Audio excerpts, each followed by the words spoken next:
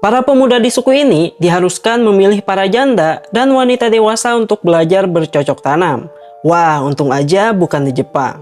Suku Mangaya merupakan suku asli yang mendiami bagian tengah sampai selatan wilayah terbesar kedua di Kepulauan Cook dengan luas 51,8 km persegi dan populasi sekitar 499 pada tahun 2016.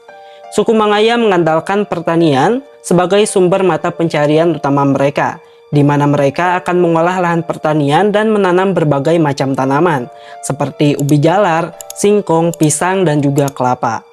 Pada awalnya, keberadaan suku Mangaya ini tidak pernah diketahui, sampai pulau itu ditemukan oleh orang Eropa pada 29 Maret tahun 1777, dengan kedatangan penjelajah dan navigator Inggris Kapten James Cook.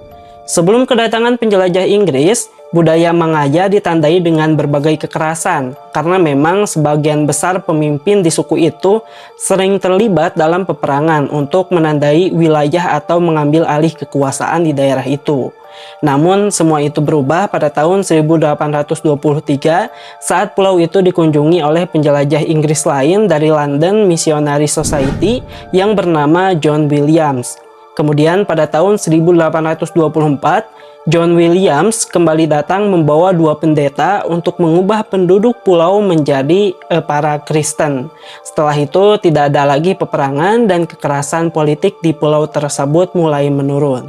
Suku Mangaya dikenal dengan tradisi unik mereka yang terus dilestarikan hingga saat ini.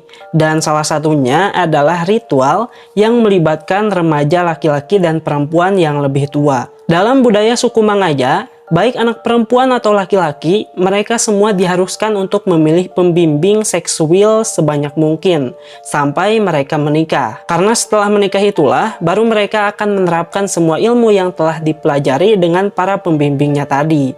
Wah, menarik nih. Siapa yang mau ke sana, komen di bawah ya. Nanti aku nebeng.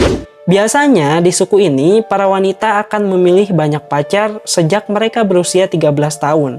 Bahkan mereka juga diperbolehkan tuh untuk melakukan hubungan bercocok tanaman dengan siapa saja terus-menerus bahkan setiap malam. Tak hanya itu, di dalam budaya suku Mangya, setiap wanita juga akan diajarkan sejak dini bagaimana tutorial mencapai puncak kenikmatan. Sementara itu untuk kaum laki-laki, mereka juga diajarkan sejak usia dini bagaimana cara memuaskan ladang si wanita dengan mulutnya.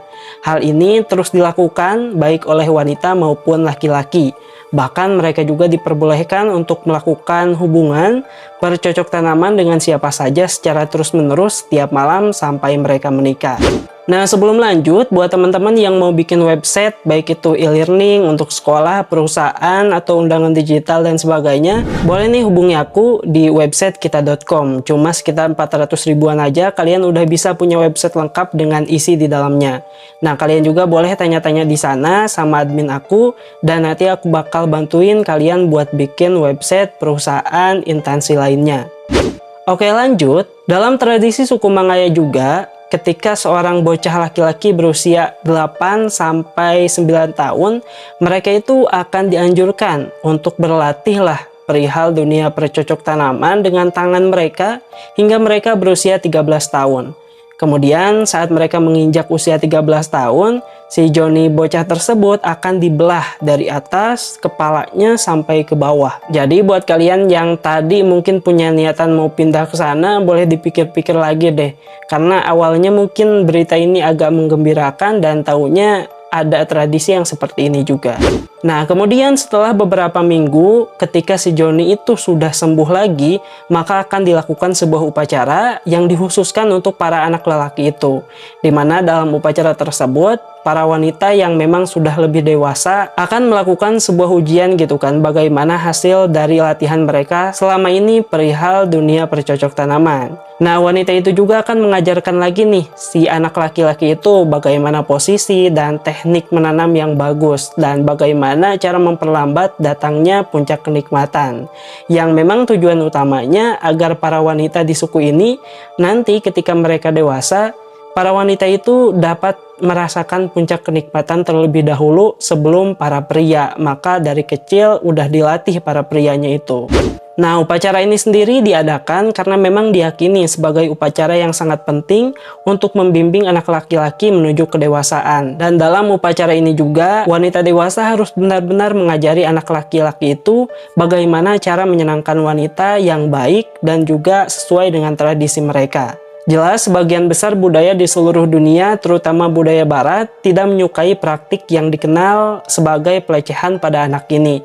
Tapi untuk suku Mangaya, hal ini sangat normal dan menurut mereka ini sangat mendidik. Terutama untuk para anak kecil yang nantinya akan menjadi penerus bagi suku Mangaya. Nah, itulah dia sedikit penjelasan mengenai suku Mangaya. Next, kita akan bahas apa lagi? Silahkan kalian buat komen di kolom komentar.